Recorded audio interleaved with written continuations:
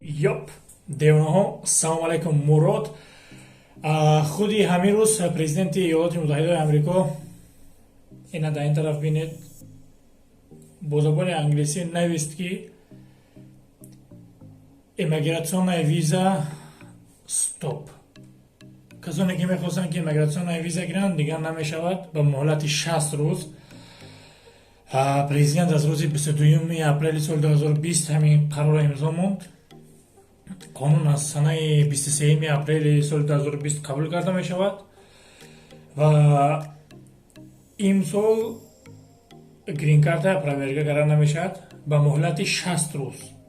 60 рӯз, аз хотир набаред, 60 рӯз кор намекунад, баъдан ба кор медорад. ин чӣ маъноеро дорад? Ин маънои онро дорад ки касоне ки соли гузашта лотареяи грин-картаро пур карда буданд,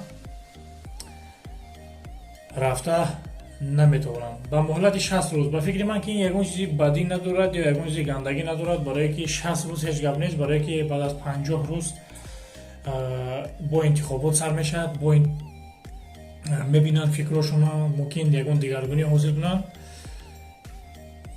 лекин аз сабабе ки имсол дар Иёлоти Муттаҳидаи Амрико бо выбор аст, интихоботи президент аст. Президент мехоҳад ки ҳамон шахсони американстое ки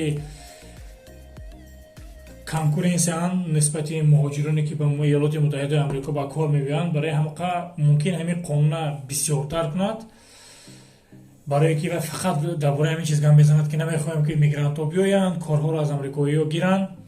Барои ҳамақа дӯстон, чизи ояндаи хубро интизорем ва чӣ фикр доред, ҳатман дар комментария нависед. Ягон ки хабари нав ки шуд, ҳатман видео мекунем, менависем. лайк кунед. Дар паноҳи Худо.